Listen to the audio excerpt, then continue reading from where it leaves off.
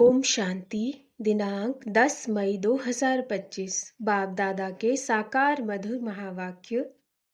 मीठे बच्चे, ज्ञान की पॉइंट्स को स्मृति में रखो तो खुशी रहेगी। तुम अभी स्वर्ग के गेट पर खड़े हो। बाबा मुक्ति, जीवन मुक्ति की राह दिखा रहे हैं। प्रश्न: अपने रजिस्टर को ठीक रखने के लिए कौन सा अटेंशन जरूर रखना है? उत्तर: अटेंशन रहे कि मनसा वाचा कर्मणा, किसी को भी दुख तो नहीं दिया। अपना स्वभाव बड़ा फर्स्ट क्लास मीठा हो। माया नाक कान पकड़कर ऐसा कोई कर्तव्य न करा दे जिससे किसी को दुख मिले। अगर दुख देंगे तो बहुत पश्चाताप करना पड़ेगा, रजिस्टर खराब हो जाएगा।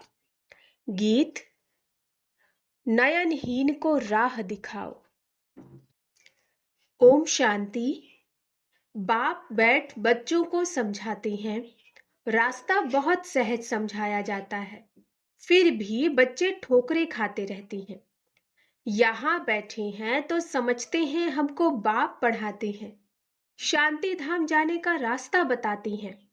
बहुत सहज है। बाप कहते हैं दिन रात जितना हो सके याद में रहो।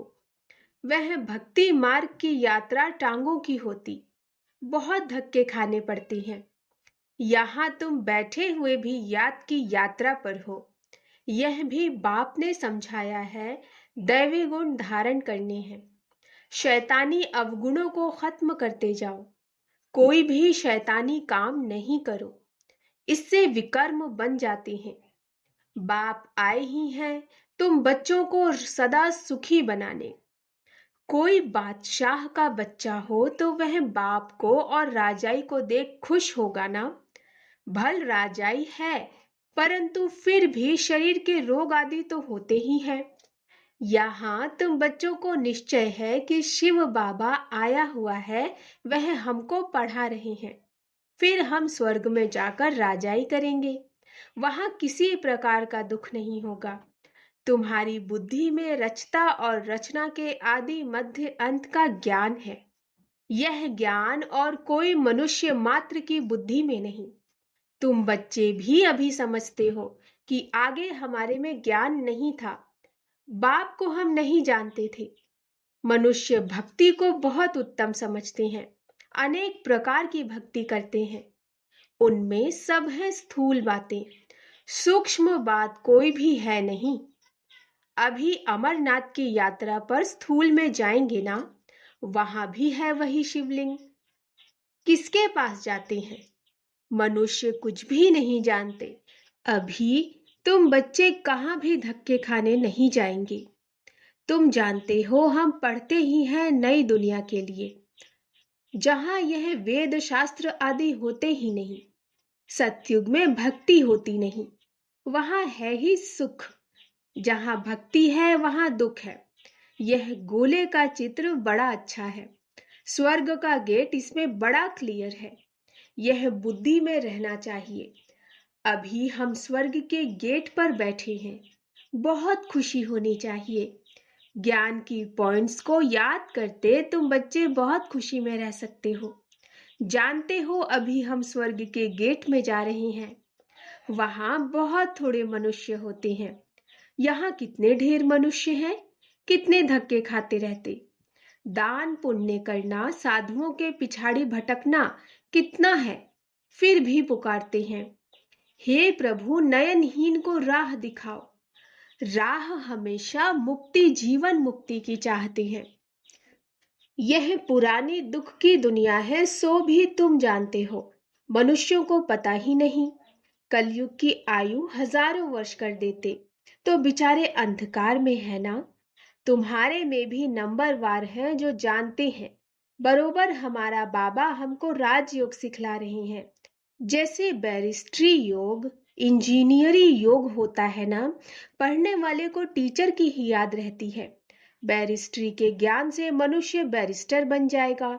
यह है राजयोग। हमारी बुद्धि का योग है परमपिता परमात्मा के साथ। इसमें तो खुशी का एकदम पारा चढ़ जाना चाहिए। बहुत मीठा बनना है। स्वभाव बड़ा फर्स्ट क्लास होना चाहिए, कोई को भी दुख न मिले। चाहते भी हैं किसको दुख न देवें, परंतु फिर भी माया नाक कान से पकड़ भूला भूल करा देती है। फिर अंदर पछताते हैं, हमने नाहक उनको दुख दिया, परंतु रजिस्टर में तो खराबी आ गई ना। ऐसी कोशिश करनी चाहिए किसको भी मनसा वाचा कर्मणा दुख न देवे। बाप आते ही हैं हमको ऐसा देवता बनाने, यह कभी किसको दुख देते हैं क्या? लौकिक टीचर पढ़ाते हैं, दुख तो नहीं देते ना। हाँ, बच्चे नहीं पढ़ते तो कोई सजा आदि देते हैं।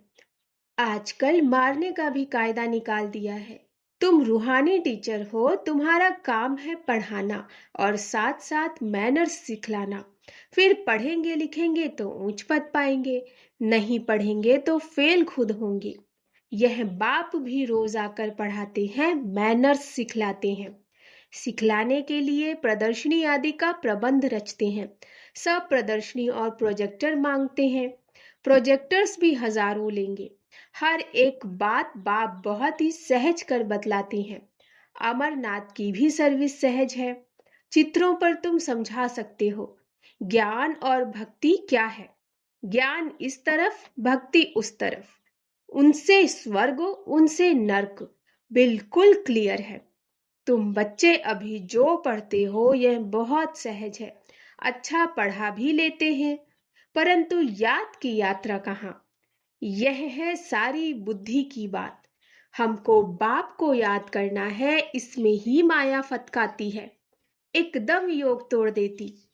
बाप कहते हैं तुम सब योग में बहुत कमजोर हो। अच्छे अच्छे महारथी भी बहुत कमजोर हैं, समझते हैं इनमें यह ज्ञान बड़ा अच्छा है, इसलिए महारथी हैं। बाबा कहते हैं घोड़े सवार प्यादे हैं, महारथी वह हैं जो याद में रहते हैं। उठते बैठते याद में रहें तो विकर्म विनाश होंगे, पावन बनेंगे, नहीं तो सजा भी खानी पड़ेगी और पद भी भ्रष्ट हो जाएगा। इसलिए अपना चार्ट रखो तो तुमको मालूम पड़ेगा। बाबा खुद बतलाती हैं, मैं भी पुरुषार्थ करता हूँ, घड़ी घड़ी बुद्धि और तरफ चली जाती है। बाबा के ऊपर तो बहुत फिक्रात रहती है ना, तुम तीखे जा सकते हो। फिर साथ में अपनी चलन भी सुधारनी है। पवित्र बनकर और फिर विकार में गिरा तो की कमाई चट हो जाएगी। कोई पर क्रोध किया, लून पानी हुआ तो गोया असुर बन जाते हैं। अनेक प्रकार की माया आती है, संपूर्ण तो कोई बना नहीं है। बाबा पुरुषार्थ कराते रहते हैं। कुमारियों के लिए तो बहुत सहज है, इसमें अपनी मजबूती चाहिए, अंदर की सच्चाई चाहिए। अगर अंदर कोई के साथ दिल लगी हुई होगी तो फिर चल न सके। कुमारियों माताओं को तो भारत को स्वर्ग बनाने की सर्विस में लग जाना चाहिए। इसमें है मेहनत, मेहनत बिगर कुछ भी मिलता नहीं। तुमको 21 जन्म के लिए राजाई मिलती है तो कितनी मेहनत करनी चाहिए? वो पढ़ाई भी बाबा इसलिए पढ़ने देते हैं, कहते हैं जब तक इसमें पक्के हो जाएं, ऐसा ना हो फिर दोनों जहान से चला जाए। कोई के नाम रूप में लटक मरते तो खत्म हो जाते। तकदीरवान बच्चे ही शरीर का भान भूल अपने को अशरीरी समझ बाप को याद करने का पुरुषार्थ कर सकती हैं। बाप रोज रोज समझाती हैं, बच्चे तुम शरीर का भान छोड़ दो, हम अशरीरी आत्मा अब घर जाती हैं, यह शरीर यहाँ छोड़ देना है। वो तब छोड़ेंगे जब निरंतर बाप की याद में रह कर्मातीत हो जाएं। इसमें बुद्धि की बात है, परंतु किसकी तकदीर में नहीं तो तदबीर क्या करें? बुद्धि में यह रहना चाहिए कि हम अशरीरी आए थे, फिर सुख के कर्म संबंध में बंधे, फिर रावण राज्य में विकारी संबंध में फंसे। अब फिर बाप कहते हैं अशरीरी होकर जाना है, अपने को आत्मा समझ मुझे याद करो। आत्मा ही पतित बनी है। आत्मा कहती है हे पतित पावन आओ। अभी तुमको पतित से पावन होने की युक्ति भी बतलाते रहते हैं। आत्मा है ही अविनाशी।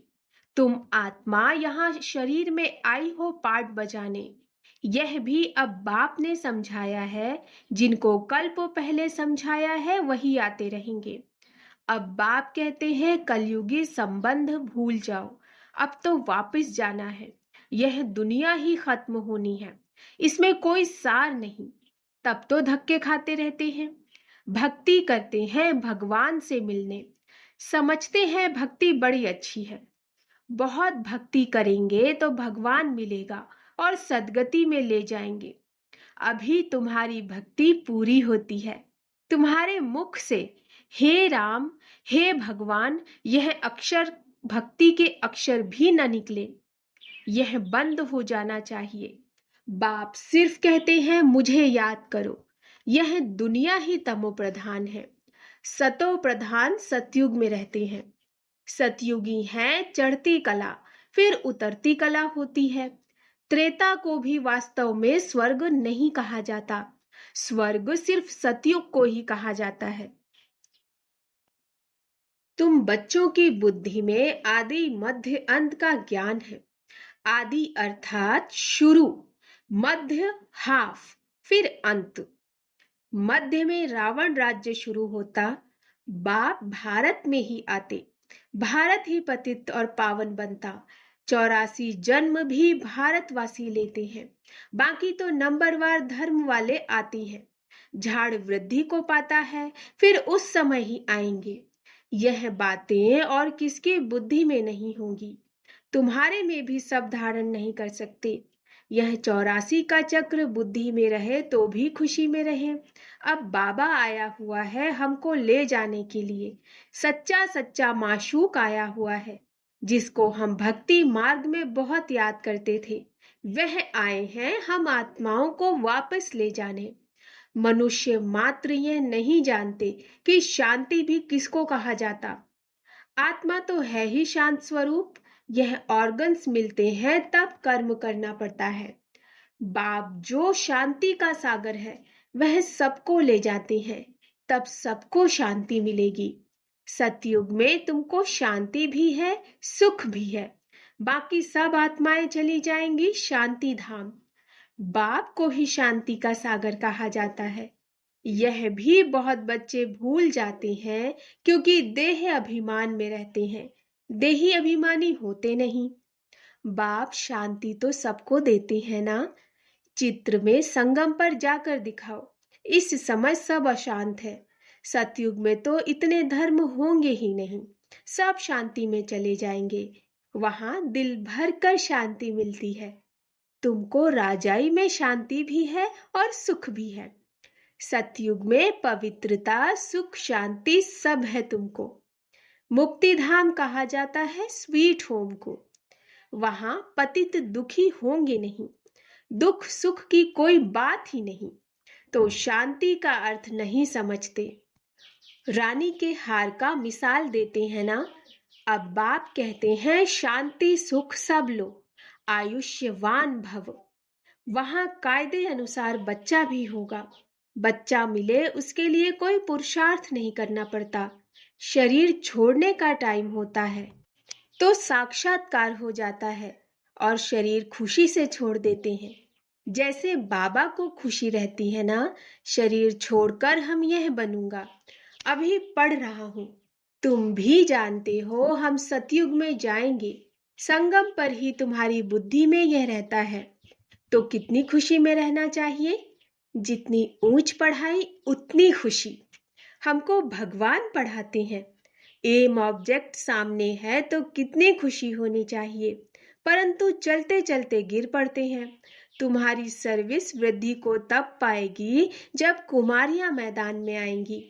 बाप कहते हैं आपस में एक तो लून पानी मत बनो, जबकि जानते हो हम ऐसी दुनिया में जाते हैं जहां शेर बकरी इकट्ठे जल पीते हैं।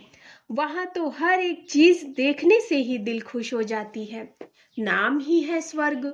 तो कुमारियां लौकिक माँ बाप को बोले अभी हम वहां जाने की तैयारी कर रहे हैं। पवित्र तो जरूर बनना है।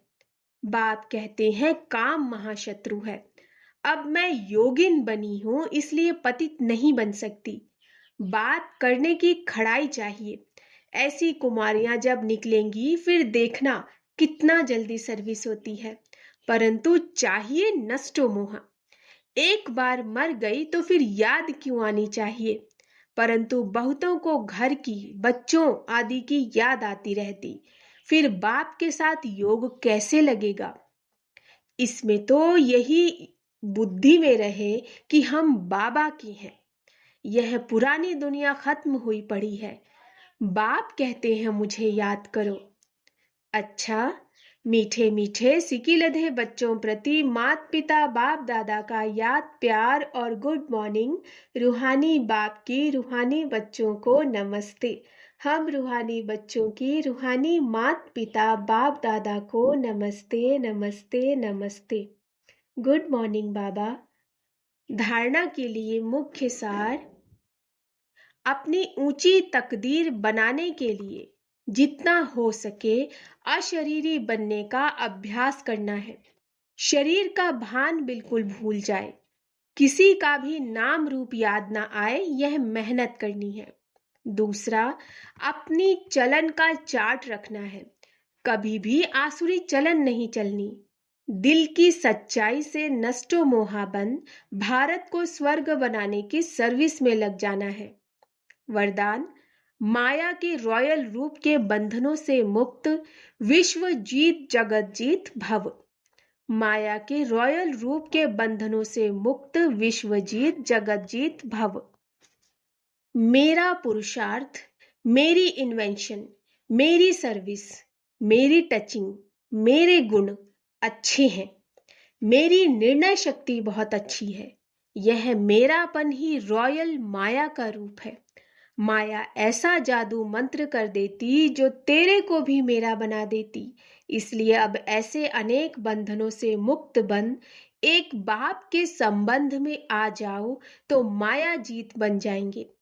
माया जीत ही प्रकृति जीत, विश्व जीत व जगत जीत बनते हैं। वही एक सेकंड के अशरीरी भव के डायरेक्शन को सहज और स्वतः कार्य में लगा सकते हैं। स्लोगन, विश्व परिवर्तक वही है जो किसी के नेगेटिव को पॉजिटिव में बदल दे। विश्व परिवर्तक वही है जो किसी के नेगेटिव को पॉजिटिव में बदल दे।